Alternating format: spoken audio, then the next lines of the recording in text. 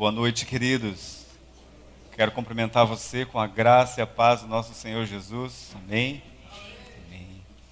Pai Celestial, em nome de Jesus, através do Teu Espírito Santo, nós colocamos as nossas vidas diante de Ti, colocamos o nosso coração, pedimos, Espírito Santo, abre os olhos do nosso entendimento, abre os olhos do nosso entendimento, abre o nosso coração, abre o nosso espírito, para que nós possamos receber a Tua palavra. Pai Celestial, fala conosco através da Tua palavra, desperta-nos para a vida que o Senhor tem para que eu viva, para que esta igreja viva, para que cada um dos meus irmãos viva diante de Ti nessa terra. Querido Senhor, em nome de Jesus, nós confrontamos o reino das trevas, declaramos que cai por terra todo o sofisma, toda a fortaleza, tudo aquilo que se levanta contra o conhecimento de Deus. Nós declaramos que está cativo à vontade do Pai, que a nossa alma, o nosso espírito estejam abertos para receber a palavra de Deus. Amém? Querido, temos uma mensagem de Deus para compartilhar com você. O tema da mensagem dessa noite é o seguinte: é uma nova vida em Cristo. Uma nova vida em Cristo. Olha só que coisa tremenda, né? A Bíblia diz que toda a humanidade, quando o homem caiu, quando Adão desobedeceu a Deus, toda a humanidade ela caiu. Por isso que quando várias vezes você lê e diz a queda do homem, né, a queda da humanidade, o homem caiu, ele estava numa posição diante de Deus, Adão tinha uma posição perfeita diante de Deus, onde ele conversava com Deus, onde ele tinha comunhão e intimidade com Deus, mas um dia, depois da desobediência, a Bíblia fala que Adão e Eva, eles foram tirados do paraíso, tirados do jardim. Deus fez um jardim lá no Éden e o homem estava lá e tinha comunhão com Deus. A Bíblia fala lá em Gênesis que por volta das 6 horas da tarde, na viração do dia, o homem tinha um encontro marcado com Deus e ele conversava com Deus, ele tinha comunhão com Deus. E o homem era perfeito e toda a criação era perfeita, a terra era perfeita. A terra não produzia espinhos, não produzia... O fruto da terra não estragava, não apodrecia, era uma terra perfeita. O homem era perfeito, seu corpo não envelhecia, ele não tinha dores, o homem não tinha medo, o homem não se sentia frustrado, ele não era um fracasso, ele não fracassava, ele era perfeito diante de Deus. Mas a Bíblia diz também que então, a partir da queda, não sei se eu posso dizer toda sorte, mas toda sorte eu poderia dizer todo o azar, então, né? Todo o azar, né? Todas as coisas ruins vieram para a humanidade e para o homem. A terra passou a produzir espinhos. O homem teve que tirar o seu sustento do seu suor e ele tinha que viver agora nessa nova condição, numa posição de queda. Imagine que o homem estava aqui diante de Deus e de repente ele saiu do jardim, saiu daquela posição de criação de Deus perfeita e agora ele estava enfrentando todas as dificuldades de viver num mundo diferente, de viver num mundo fora do jardim, fora da presença de Deus. Essa era a nova realidade agora de toda a humanidade. E a Bíblia diz que assim como pela desobediência, né, assim a desobediência de Adão, de um único homem, toda a terra estava condenada agora, toda a humanidade condenada agora. E eu quero então, a partir disso, dessa breve introdução, iniciar então a mensagem dessa noite. Uma nova vida em Cristo. Eu tenho como texto base a carta aos Efésios, a carta de Paulo aos Efésios, no capítulo 2, a partir do versículo 1. Deixa eu ler aqui com você. Olha só o que diz. Efésios, eu acredito que é o 4 e o 5, né? Efésios 2, 4 e 5. Depois a gente vai ler o 1 também. vocês estavam mortos em suas transgressões e pecados. Todavia, Deus, que é rico em misericórdia, pelo grande amor com que nos amou, deu-nos vida em Cristo, Deus deu-nos vida com Cristo, quando ainda estávamos mortos em transgressões. Pela graça, vocês são salvos. Vocês estavam mortos em suas transgressões e pecados. Essa era a condição da humanidade. Essa é a condição de uma vida sem Cristo. O primeiro ponto, então, da mensagem dessa noite é: como é a vida sem Cristo? Como é a vida sem Jesus? Como é a vida antes da cruz de Cristo? Antes da redenção que foi disposta a nós através do sacrifício de Jesus. Então, depois de Adão, a humanidade estava fadada a uma vida diferente agora.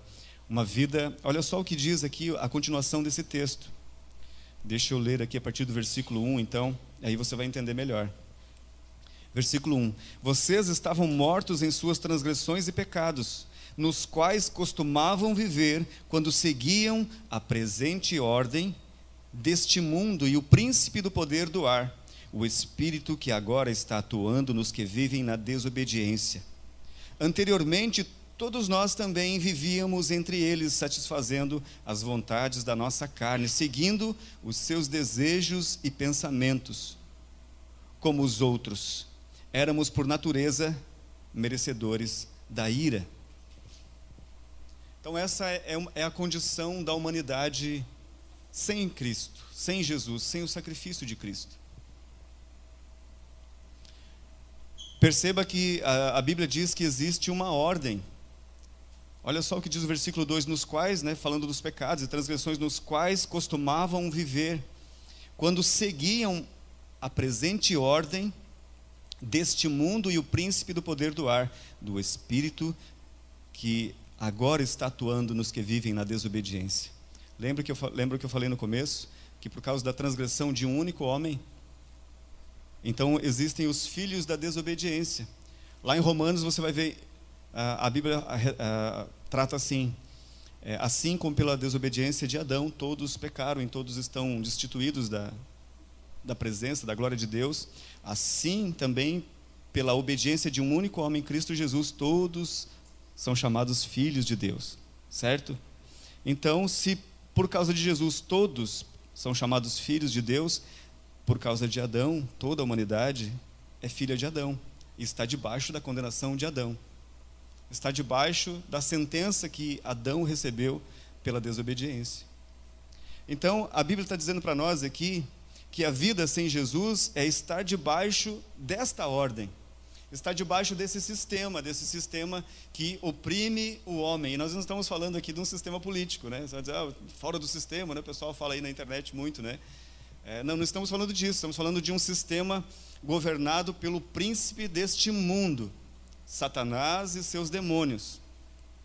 Quando Adão e Eva pecaram, então entrou o pecado, com o pecado entrou a morte, e todos estão sujeitos, estão debaixo desta morte, deste pecado. Todos estão sujeitos às vontades da carne, às vontades do seu eu, do seu ego, do seu egoísmo, da sua vida, da sua alma, dos seus desejos.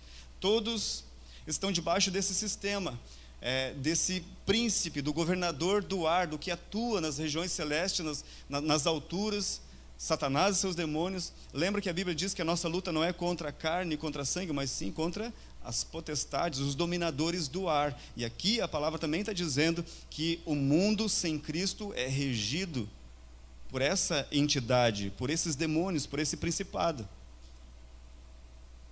Todos estão debaixo dessa condenação de viver uma vida servindo a esses espíritos, servindo a esse sistema, a esta ordem, ao príncipe deste mundo, nos quais costumavam viver quando seguiam a presente ordem. Em outra tradução fala era, né? Seguindo a esta era, como aqui nós podemos traduzir que para o politicamente correto, né? Hoje existe essa moda, né? O politicamente correto, você não pode se levantar contra esse sistema. Se você falar alguma coisa contra esse sistema, você está fora. Eles vão querer te ridicularizar, porque é um sistema, né? Satanás e seus demônios implantam na vida das pessoas que vivem debaixo, vivem antes da cruz, que não receberam Cristo Jesus, e elas servem ao seu próprio ventre, e elas servem a esse sistema demoníaco. Todos estão debaixo, essa é a condição, essa é a vida do homem caído, do homem sem Cristo, sem Jesus, sem a graça de Deus, aqueles que estão debaixo de condenação. Note, queridos, que a palavra diz assim, anteriormente, no versículo 13, ele diz, anteriormente, nós também vivíamos neles, nesses pecados, nessas transgressões. Nós também, anteriormente, vivíamos debaixo desta influência do diabo, desta influência desses demônios que atuam no mundo. A história conta, a Bíblia, diz que quando Satanás, quando ele era um príncipe de luz, que ele estava no céu diante de Deus, e ele era um anjo de Deus, era o mais belo, era o mais bonito. E a Bíblia diz que quando ele se rebelou contra Deus, ele trouxe uma terça parte de anjos, caíram também com ele. E são esses anjos, essas entidades, esses demônios, esses anjos caídos que atuam no mundo. Por isso você fica admirado, como pode uma pessoa tirar a vida de outra pessoa? Como pode uma pessoa trair outra pessoa? Como pode o ser humano, por causa de um par de tênis, matar o outro, o seu semelhante, o seu próximo? É a paga do homem caído, é o sistema diabólico que atua na vida das pessoas, para que cada ser humano faça a vontade do reino das trevas e não a vontade de Deus. Anteriormente, todos nós também vivíamos entre eles, satisfazendo as vontades da nossa carne, seguindo os seus desejos e pensamentos. Como os outros, éramos por natureza merecedores da ira de Deus. Queridos, um dia isso tudo vai se acabar. A gente sempre fala isso aqui, Um dia, o mundo como eu e você estamos vendo, ele vai terminar. Um dia, a Bíblia diz que o Senhor vai voltar para buscar a igreja dele, para buscar aqueles que fazem parte do seu reino, e vai haver uma condenação para o mundo, para todo esse sistema, para Satanás e seus demônios e para as pessoas que estão sendo influenciadas pelo reino das trevas. Aqui está dizendo que nós também éramos alvos, Quem vive nesse sistema, quem vive debaixo da atuação dos demônios, está na mira, é alvo da ira de Deus. Então um dia o mundo será condenado, Satanás será condenado, e não existe arrependimento para ele, não existe salvação, Satanás está condenado. E a gente faz uma brincadeira, que quando a gente está na beira da piscina, a gente brinca que se eu estiver aqui, e eu tentar empurrar, Ivan, vem cá, por gentileza.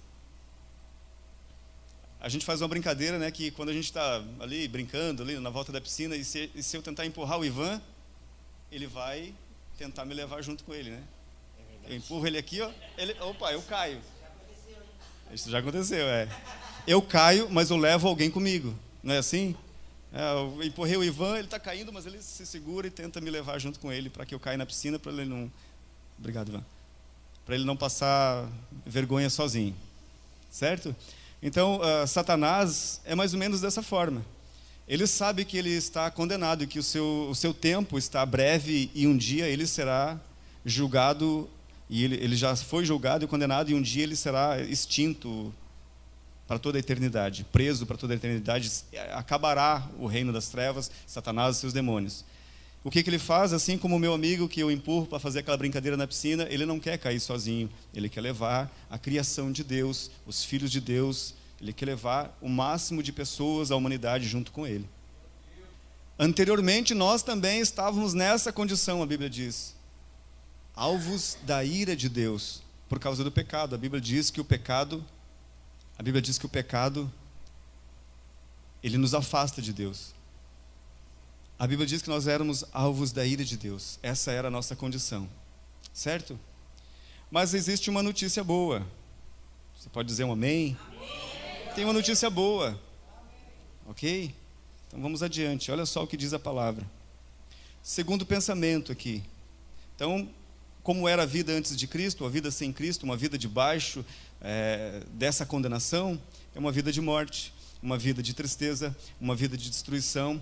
Você sabe que o homem, todas essas coisas que eu e você sentimos, muitas vezes, acordamos de manhã e parece que, enfim, acordamos lá com receio, com medo, com angústia, com tristeza, queremos fazer alguma coisa, mas será que vai dar certo? Temos dúvida, e isso tudo é depois da queda.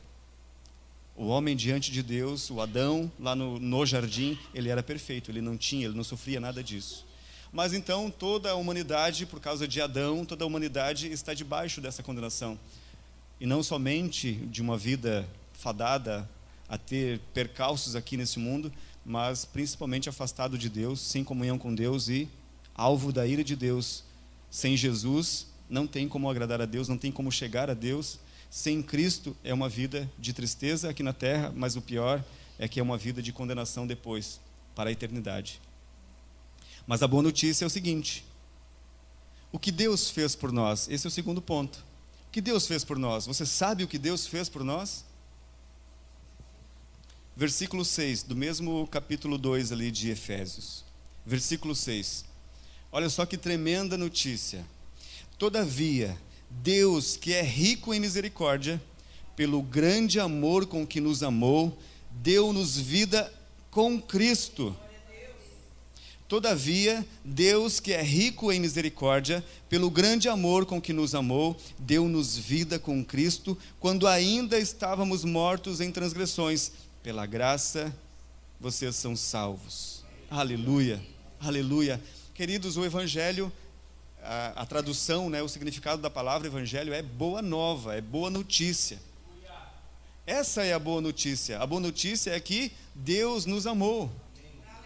Ele não vai nos amar. Um dia, quando eu fizer coisas boas, quando eu for um menininho comportado, quando eu fizer tudo direitinho, quando eu fizer o dever de casa, quando eu alinhar a minha vida, Deus vai me amar e aí Ele vai me dar, Ele vai me salvar. Não é isso que o texto está dizendo. O texto está dizendo que, pela sua grande misericórdia, Ele nos amou. Ele já nos amou. Em João 3,16, o versículo clássico, a passagem clássica a respeito da salvação, que fala do amor de Deus, diz o seguinte: Deus amou o mundo de tal maneira, Deus amou o mundo de tal maneira que entregou o seu Filho Jesus para morrer no nosso lugar, para que todo aquele que crê no nome dele não pereça, mas tenha a vida eterna. Não pereça debaixo dessa condenação por ser caído, por ser um homem caído, fazer parte da descendência de Adão. Não, ele está dizendo o seguinte: que agora em Cristo Jesus Ele nos deu vida. Nós temos vida, Ele nos deu vida pelo seu infinito amor, pela sua grande misericórdia. Ele nos amou, e esse amor, o resultado desse amor foi entregar Jesus para morrer em nosso lugar. Aleluia, pode aplaudir ao Senhor. Aleluia. O que Deus fez por nós, Ele nos amou, Ele já nos amou, e de graça Ele nos entregou o seu Filho. Jesus é a personificação da graça. A graça é uma pessoa, a graça é Cristo Jesus. A graça é Cristo. O Pai entregou o seu único Filho para que aquele que crê no nome de Jesus, no que Jesus fez, esse não pereça, mas tenha a vida eterna. Esse não esteja mais na mira da ira de Deus. Não, esse que recebe Cristo Jesus, que aceita o sacrifício do Filho de Deus, esse agora é filho de Deus, faz parte da família de Deus. O que Deus fez por nós, Ele nos tornou seus filhos. Ele nos colocou agora numa posição de filho de Deus. A sua imagem, assim como nós cantamos essa canção, Ele nos tornou a sua imagem, filho de Deus, a sua semelhança. Conforme Ele é, você é também. Conforme o Pai é, você é também. Aleluia. O que Deus fez por nós? Ele nos amou quando nós ainda estávamos no pecado. Lembra que nós lemos lemos ali, ele diz, anteriormente você igreja do Senhor Jesus, anteriormente você também vivia nessa prática, você também estava debaixo dessa condenação, mas ele nos amou, e pelo amor dele, por você receber, aceitar o amor, a graça de Deus, ele nos tornou filhos. E agora aquele homem, né, aquela humanidade descendente de Adão, que estava caída, que estava numa posição de queda, que estava decadente, agora ela foi elevada a um novo posto. Não somente uma nova criação, mas ele nos fez filhos de Deus. Amém? Eu e você agora somos filhos de Deus. Somos filhos de Deus. E a Bíblia diz que tal como o Pai é, você é. O DNA de Deus corre agora no nosso DNA. Somos filhos de Deus. Queridos, por que uma mensagem como essa, tão simples? Você aqui, a igreja do Senhor Jesus, você já sabe disso. Não é verdade? Você sabe da obra da cruz, você sabe da importância do que Deus fez por nós. Mas é porque, queridos, nós muitas vezes vivemos numa vida aquém dessa realidade. Não é verdade? Muitas vezes nós nos portamos de maneira tal como se foi pouco o que Deus fez. Mas não foi pouco o que Deus fez. A Bíblia diz que nós fomos salvos pela graça. Pela graça vocês são salvos. Não foi por merecimento. Eu e você não fizemos nada para merecer. Nós estávamos inclusive no mesmo pecado que aqueles que ainda não receberam Cristo estão. Nós estávamos no mesmo pecado, na mesma situação, debaixo da mesma condenação. E Ele prova o seu amor por nós porque Ele nos alcançou nessa condição. Talvez, né, nós, pela nossa criação, pela maneira como as coisas são conduzidas, como é que eu vou dizer? Nós abençoamos as pessoas, ou nós... me fugiu a palavra, queridos.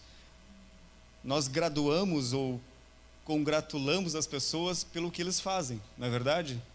O Sérgio me dá uma carona, o Sérgio é meu amigo, ele é gente boa, ele é querido. Fulano faz algo por mim, é legal. Isso, a gente mede as pessoas pelo que elas fazem, não é verdade? Medimos as pessoas pelo quão bom ou pelo quão boa a pessoa é. Fulano é bom, é gente fina, ele é legal, ele é honesto, ele é gente boa. Aquele funcionário é bom, aquele meu amigo, eu sou amigo dele porque ele é bom. Você tem algum amigo mau? Você tem algum amigo ou algum amigo que é ruim? Não, nós nos aproximamos das pessoas que são boas, naturalmente, né? Às vezes lá você tem um amigo perdido lá assim que né, faz parte do teu convívio, mas não é necessariamente o tipo de pessoa que você gosta de estar perto, porque nós nos relacionamos com as pessoas pelo mérito que ela tem, pela bondade dela, nós medimos ela pela bondade dela, pela condição de uma pessoa boa, de uma pessoa honesta, isso por diante. Mas Deus não viu assim.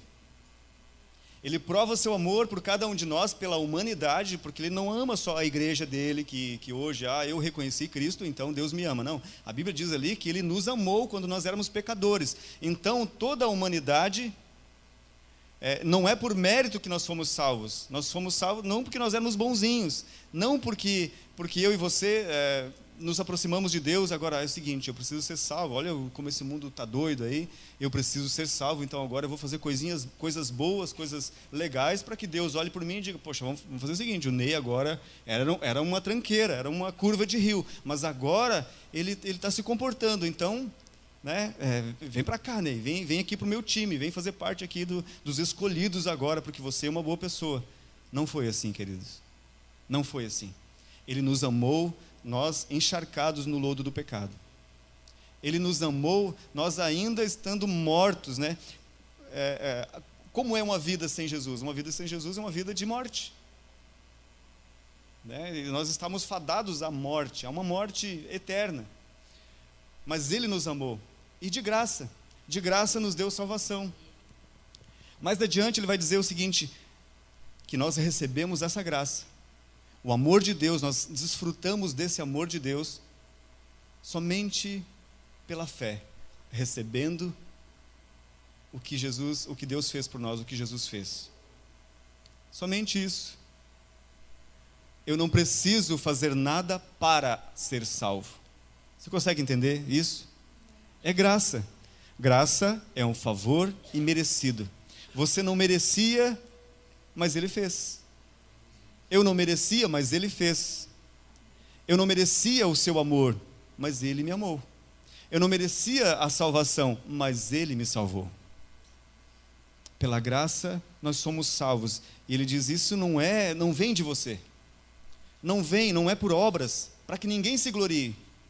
Você já imaginou se de repente nós pudéssemos fazer alguma coisa para a salvação? Com certeza nós íamos olhar para o nosso irmão, para os nossos amigos e assim, eu consegui, eu tenho uma vida exemplar, eu consegui a salvação. Mas a Bíblia está dizendo para nós que não é assim, não é por mérito. Você pode ser, aos olhos naturais, eu e você podemos ser a melhor pessoa do mundo. Nós podemos fazer obras sociais, nós podemos fazer assistência nos hospitais, nós podemos assistir as pessoas, nós podemos abençoar as pessoas, mas isso não é garantia de salvação. Isso não garante salvação a ninguém. A salvação é de graça. Lembre-se que eu e você não merecemos. Nós não merecíamos a salvação. Ele nos deu de graça. Não é pela força do braço para que ninguém se glorie, para que ninguém diga, eu mereço salvação. Às vezes, eu e você, tentados, talvez lá no nosso ambiente de trabalho, talvez a gente diga, eu merecia ser promovido no lugar daquele lá, porque eu sou melhor do que ele. Talvez a gente até possa dizer isso. Mas em relação à salvação, a Bíblia diz que ninguém merecia. Todos estávamos debaixo da condenação de Adão, mas Ele nos amou. Deus mostra o seu amor por nós, que Ele nos amou, nós estando ainda mortos nos nossos pecados e delitos. Amém? Terceiro lugar, vivendo uma nova realidade. Então nós falamos que uma vida sem Jesus, falamos o que é uma vida sem Jesus, uma vida debaixo de condenação, uma vida separada de Deus, sem relacionamento com Deus e alvo da ira de Deus, do juízo de Deus.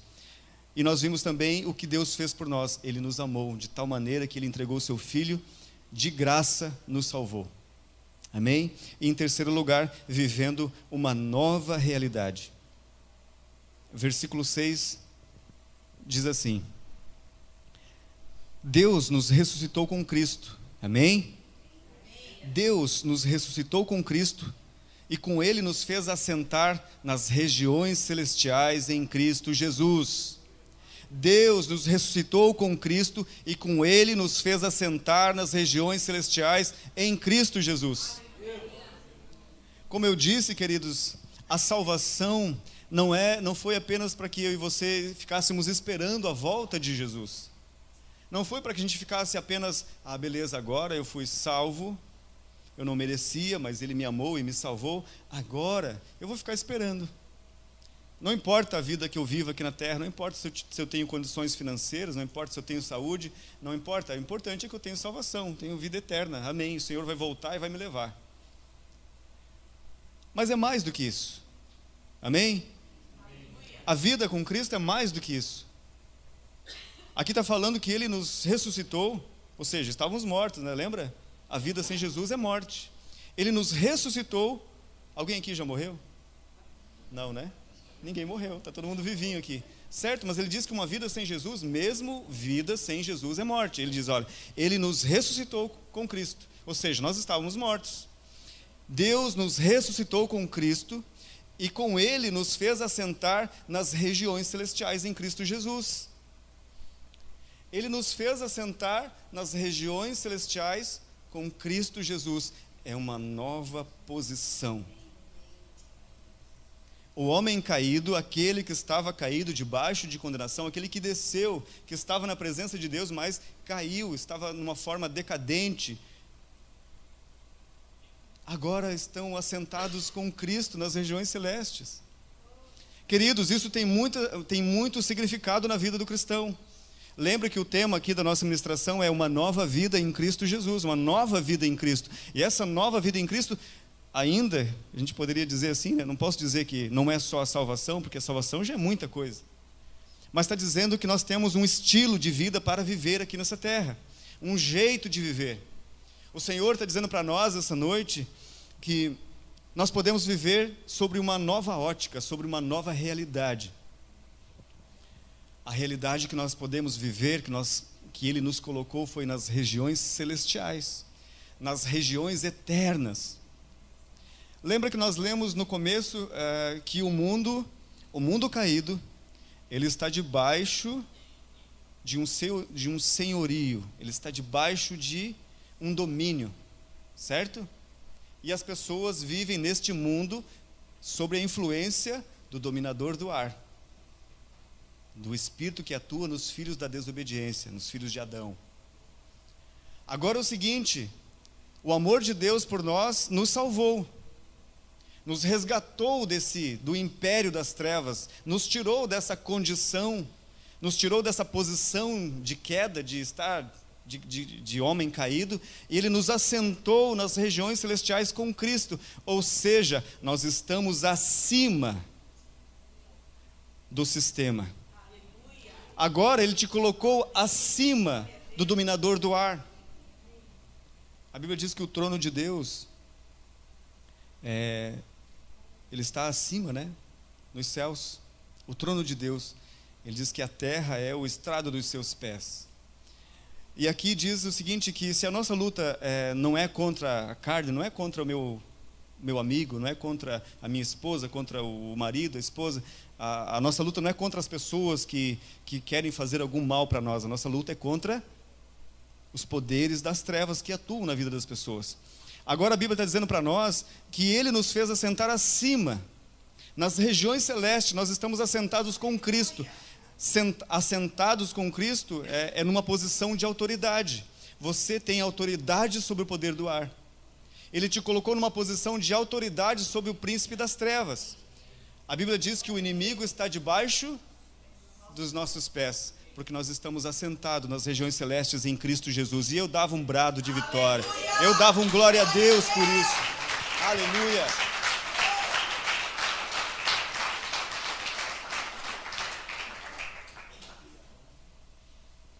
Queridos, e sem mais delongas, estamos assentados com Cristo nas regiões celestes. Ele nos colocou nessa posição, uma posição de governo. Uma posição assentado significa que existe uma cadeira, não é verdade? Existe uma cadeira. Cadeira, você sabe, a maioria de vocês sabe, se não sabe vai saber hoje, que cadeira significa governo, é cátedra, né? Cátedra, que vem depois da palavra catedral, né? Que é uma posição de governo, uma posição de autoridade. Então a Bíblia está dizendo que através do seu amor, através do sacrifício de Cristo, Ele nos resgatou do império das trevas e Ele nos colocou assentados com Cristo numa posição de autoridade, numa posição de governo. A vida que Deus tem para eu e você viver aqui nessa terra, enquanto Ele não voltar, é uma vida numa posição de autoridade, de estar acima do reino das trevas, de o reino das trevas estar debaixo dos nossos pés, de você governar acima do sol, acima do sistema que governa este mundo, que é Satanás e seus demônios. Ele nos colocou numa posição de autoridade. Nós somos filhos de Deus, nós temos a palavra da verdade, dos nossos lábios profere-se vida ou morte. Você pode declarar vida ou você pode declarar morte. Nós estamos numa posição de autoridade, que aquilo que eu e você falamos, acontece. Uma posição de autoridade que eu e você declaramos, nós concordamos com a palavra de Deus.